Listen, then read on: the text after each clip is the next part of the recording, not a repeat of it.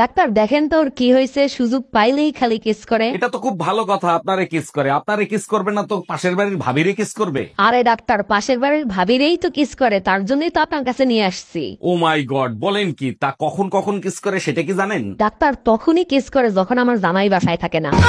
জামাই, তুমি নাকি আমার মেয়েরে বকাবকি করছো, কি করছে আমার মেয়ে? আম্মাজান, তার আগে বলেন কি খেয়ে আপনি এই মেয়েরে পয়দা দিছিলেন? আরে জামাই, কি হয়েছে বলবা তো, না বললে বুঝবো কি করে? আমার মা মারা গেছে, তার ছবির জন্য আমি একটা মালা নিয়ে এসেছি। আপনার মেয়ে বলে আমার মার ছবির জন্য কেন মালা আনো নাই?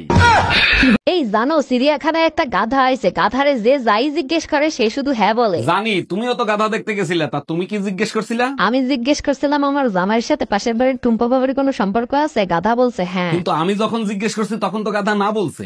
এইটা কেমনে সম্ভব? সবাই রে হ্যাঁ বলছে আর তোমারে না বলছে, কি জিজ্ঞেস করছিলে তুমি? আমি জিজ্ঞেস করছিলাম বিয়ে করবি, গাধা মাথা ঝুলাই বলতেছে না। হ্যালো, আমি সদর থানা থেকে বলতেছি, আপনি কি অরুণ সাহেব বলতেছেন? জি ম্যাডাম, আমি অরুণ বলতেছি। বলেন আপনার জন্য কি সেবা করতে পারি? আপনার চাচা মন্ত্রণালয়ের সামনে প্রস্তাব করছে, তাই তাকে ধরে নিয়ে আসা হয়েছে, আপনি এক্ষুনি থানায় আসেন। ম্যাডাম, আমার চাচা তো গ্রাম থেকে আসছে, মন্ত্রণালয়ের মূত্রালয় ভাবছে, তাই মনে হয় প্রস্তাব করছে। এই ডাক্তারকে রিপোর্ট দেখাইছিলা? রিপোর্ট দেখে কি বললো ডাক্তার? ডাক্তার বলছে অপারেশন করতে হবে, 10 লাখ টাকা লাগবে, তা না হলে পাও কেটে ফেলাতে হবে। ও আচ্ছা, তা ডাক্তার কবে অপারেশন করবে সে ব্যাপারে কিছু বলছে? শোনো বেবি, তুমি একদম টেনশন নিও না। পাও সারা সাপ কিভাবে দৌড়ায় তুমি দেখছো? অরুণ বেবি, কি হয়েছে তোমার? মন খারাপ কেন সোনা? জানো, আজকে ব্যাংকে ব্যাংক ডাকাতি হয়েছে, দুজনে গুলি করে মেরে ফেলাইছে। বলো কি, গুলি করে মারছে কেন? কি করছে তারা? ডাকাত একজনকে জিজ্ঞেস করছে তুমি কি ডাকাতি করতে দেখছো, সে বলছে দেখছি, সাথে সাথে গুলি করছে। দ্বিতীয় জনকে জিজ্ঞেস করছে তুমি কি দেখছো, সে বলছে আমি দেখিনি, আমার বউ দেখছে, বউরেও গুলি করে মেরে ফেলাইছে। থাক বেবি, যা হবার হয়ে গেছে, তুমি এটা নিয়ে আর মন খারাপ করো না। আরে ওর জন্য না, সকালে তো তুমিও যাইতে চাইছিলা, তোমার যে ক্যান নিলাম না তার জন্য মন খারাপ। বেবি প্লিজ, শেষবারের মতো আমার সাথে দেখা করো, আর কোনোদিন তোমার সাথে দেখা করতে চাবো না, প্লিজ বেবি।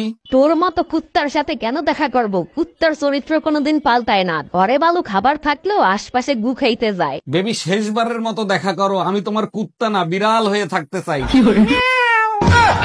সারা দিন এত পরিশ্রম করো, তোমার এই কষ্ট আমি আর সহ্য করতে পারতেছি না। এটা তো আমার কর্তব্য শোনা। জানো, সারাদিন এত পরিশ্রম করার পর তোমার মুখটা যখন দেখি না, সব কষ্ট দূর হয়ে যায়। আজ থেকে আমি সব ফালতু খরচ বন্ধ করে দেব, প্রতিদিন আর মেকআপ করব না। খবরদার, আমি সব কষ্ট সহ্য করতে পারবো, কিন্তু মেকআপ ছাড়া তোমাকে সহ্য করতে পারবো না। ভাবি, আপনি তো ড্রাইভিং পরীক্ষা দিতে যাবেন, একটা প্রশ্ন করব, উত্তর দিতে পারবেন? আরে অরুণ ভাই, আপনি যে কোনো প্রশ্ন করেন, সব প্রশ্নের উত্তর আমি দিতে পারবো। আচ্ছা বলেন তো, রাস্তার উপর কবরের মতো যেটা দেয়া থাকে ওইটা কেন দেয়া হয়? ওইটা দেখলে বুঝতে হবে গাড়ি স্লো করতে হবে, কারণ রাস্তা প্রেগনেন্ট হয়ে গেছে। ডাক্তার, আমার বউরে কি সিরাপ দিয়েছেন, ও তো সুস্থই হইল না। বলেন কি, ওই সিরাপ খাওয়ার সাথে সাথে সুস্থ হয়ে যাওয়ার কথা, আপনি সিরাপ ঠিক মতো খান নাই। আরে ডাক্তার, কেমনে ওষুধ খাবো? বোতলের নিচে লেখা ছিল ওষুধ সবসময় আটকায় রাখবে। আরে গাধা, তোর মাথায় কি বুদ্ধি নাই? বোতলের পাশ দিয়ে ফুটো করে নিতিস। কেমনে ফুটো করব? কাচের বোতল তো, ফুটো করলে তো ভেঙে যাইতো। আরে অরুণ ভাই, আপনার মাথা ফুললো কি করে? আর ভাবি বলেন না, ঘরে 3 দিন ধরে হলুদ নাই, বউ হলুদ আনতে বলছিল, আমার আনতে মনে ছিল না, বউ বেলুন দিয়ে বাড়ি মারছে। অরুণ ভাই, আপনি এক কাজ করেন, ফোলা জায়গায় সুন্দর করে হলুদ লাগাই দেন, দেখবেন ফোলা কমে গেছে। আবালের মতো কথা কইলেন ভাবি, ঘরে যদি হলুদই থাকতো তাহলে কি আমার মাথা ফুলতো? আচ্ছা টুম্পা, একটা জিনিস আমি লক্ষ্য করছি, আমি যখন হাসি তখন তুমি মনে মনে কি জানি চিন্তা করো। আচ্ছা তুমি কি চিন্তা করো বলো তো? দেখো, কিছু কিছু প্রশ্নের উত্তর না জানাই ভালো, তুমি সহ্য করতে পারবা না। আরে কি বলো, 25 বছর ধরে তোমার সহ্য করতেছি, আর একটা প্রশ্নের উত্তর সহ্য করতে পারবো না? তুমি বলো। তুমি যখন হাসো মনে মনে এটাই চিন্তা করি, আমার ভিতর কি এমন কমতি রয়ে গেল যে তুমি এখন পর্যন্ত হাসো।